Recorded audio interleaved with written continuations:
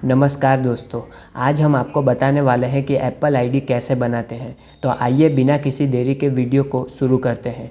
सबसे पहले दोस्तों आपको अपने सेटिंग्स ऐप में आना है। यहाँ आपको sign in to your iPhone के अंदर आना है। यहाँ don't have an Apple ID और फॉरगॉट इट के ऑप्शन पर आपको क्लिक करना है। यहाँ से आपको क्रिएट एप्पल आईडी पर क्लिक करना है।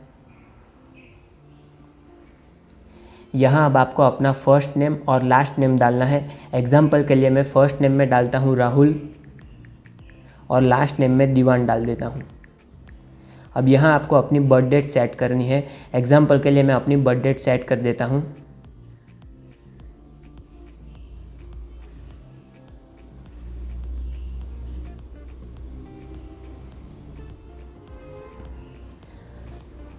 बर्थ डेट सेट करने के बाद और फर्स्ट नेम और लास्ट नेम डालने के बाद आपको कंटिन्यू पर क्लिक कर देना है। यहाँ दोस्तों आपसे पूछा जा रहा है कि आप एप्पल आईडी अपने मोबाइल नंबर का यूज़ करके बनाना चाहते हैं या ईमेल एड्रेस का यूज़ करके बनाना चाहते हैं। अगर आप मोबाइल नंबर का यूज़ करके एप्पल आईडी बनाना चाहते हैं तो आप यूज़ फ़ोन नंबर पर क्लिक करिए। मैं ईमेल एड्रेस का यूज़ करके एप्पल आईडी बनाना चाहता हूँ, इसीलिए मैं यूज़ ईमेल एड्रेस पर क्लिक करूँगा। यहाँ आपको अपना नया ईमेल एड्रेस बनाना होगा। एग्जाम्पल के लिए मैं बना देता हूँ।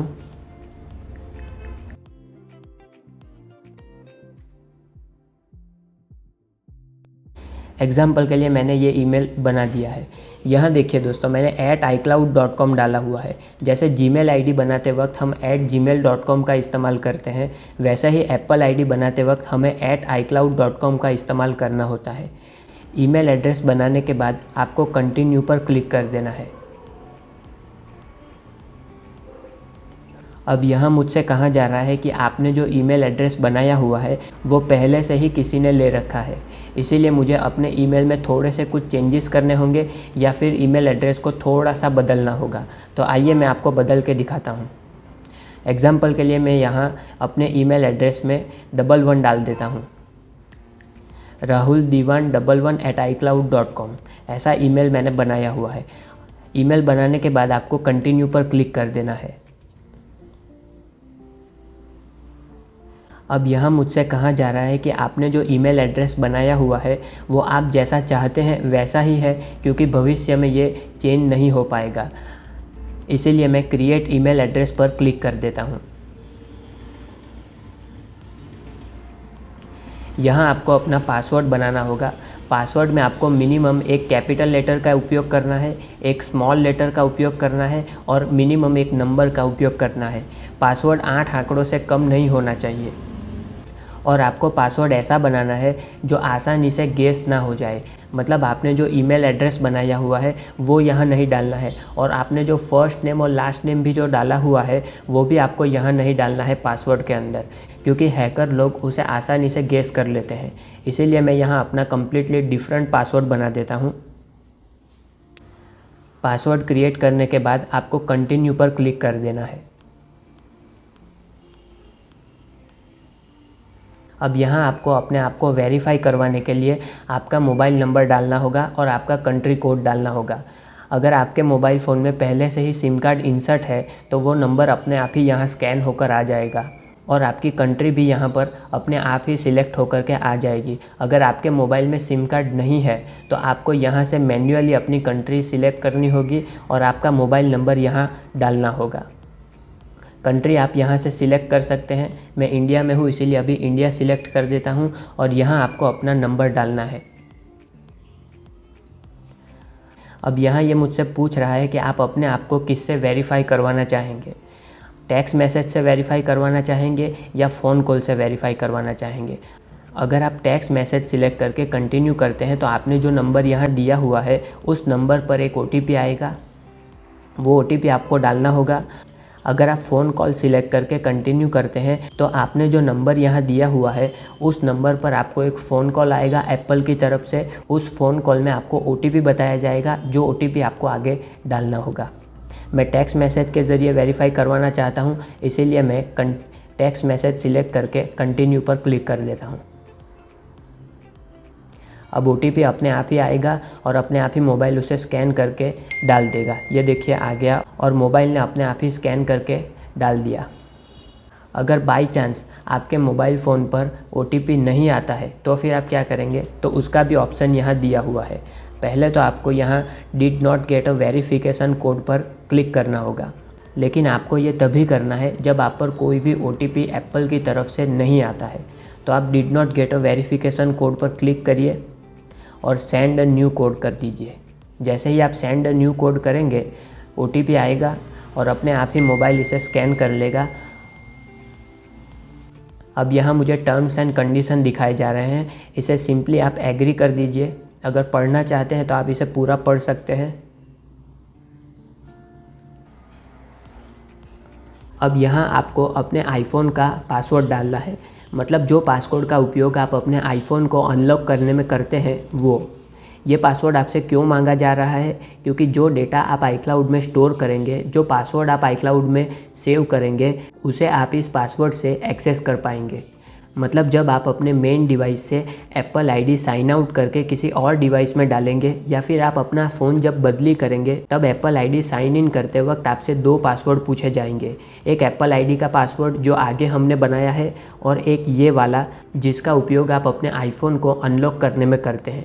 तो इस पासवर्ड को हमेशा याद रखिएगा, वरना आपने जो डेटा iCloud में स्टोर किए हुए हैं, जो पासवर्ड आपने iCloud में स्टोर किए हुए हैं, उसे एक्सेस करने में आपको थोड़ी सी दिक्कतें आ सकती है। और एक बात और, जब आप अपने आईफोन को अनलॉक करने वाला पासवर्ड बदलेंगे तो पासवर्ड बदलते वक्त आपको एप्पल आईडी का पासवर्ड पूछा जाएगा। ऐसा इसीलिए किया जाएगा ताकि जो आईफोन को अनलॉक करने वाला नया पासवर्ड आपने बनाया है, मतलब जो आईफोन को अनलॉक करने के लिए जो नया पासवर्ड आपने सेट किया है, वो पासवर्ड एप्पल आईडी पर अपडेट किया जा सके, ताकि जो नया पासवर्ड आपने सेट किया हुआ है अपने आईफोन को अनलॉक करने के लिए, उसी पासवर्ड से आप अपने iCloud में स्टोर किए गए डेटा और स्टोर किए गए पासवर्ड को एक्सेस कर सके। इसीलिए एप्पल आईडी का पासवर्ड आपसे पूछा जाएगा। तो आप ये वाला पासवर्ड हमेशा याद रखें और जब भी आप अपने आईफोन का पासवर्ड बदले तो आप उसे एप्पल आईडी पर अपडेट करते रहें, ताकि आपको अपने iCloud पर स्टोर किए गए डेटा और पासवर्ड को एक्सेस करने में कोई भी दिक्कतें ना आए। मैं यहाँ अपने आईफोन को अनलॉक करने वाला पासवर्ड डाल देता हूँ।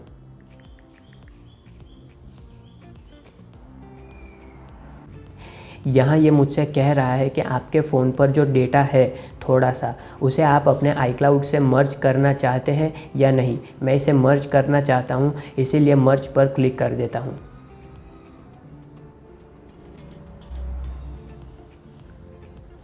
अब यहाँ ये मैसेज मुझसे ये कह रहा है कि iCloud को एक्टिवेट करने के लिए जो SMS करना होता है, उसके लिए शायद आपका नेटवर्क प्रोवाइडर आपसे चार्ज ले सकता है।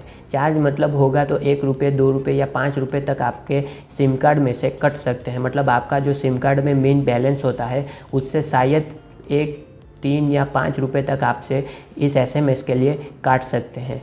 तो आप इस पर ओके कर दीजिए।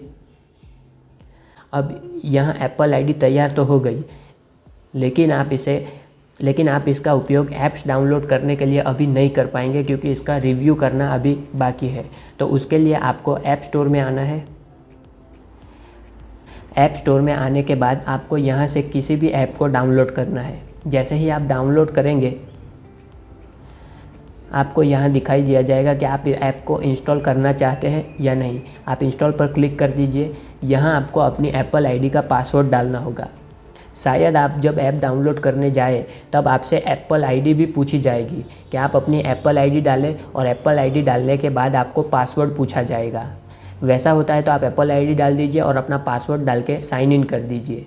यहाँ मुझसे सिर्फ पासवर्ड पूछा जा रहा है, इसीलिए मैं अपनी एप्पल आईडी का पासवर्ड यहाँ डाल देता हूँ। पासवर्ड डालने के बाद आप साइन इन पर क्लिक कर दीजिए।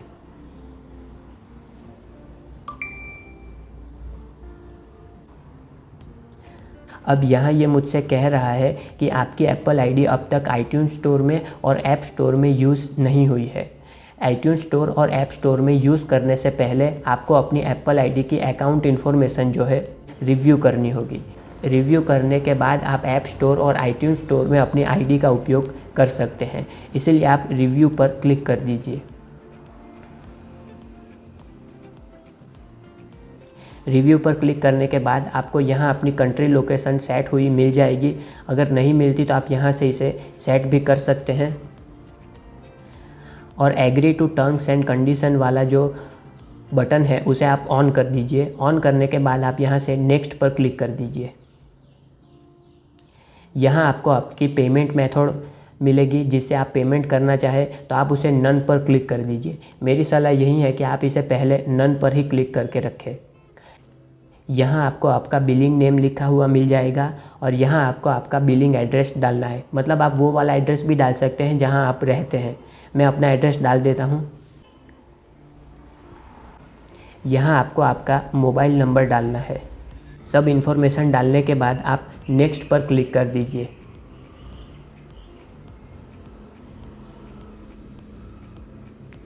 अब देखिए यहाँ लिखा हुआ आ गया कि आपकी एप्पल आईडी बन करके तैयार है, तो आप इसे कंटिन्यू कर दीजिए। अब आपकी एप्पल आईडी बन करके तैयार हो चुकी है।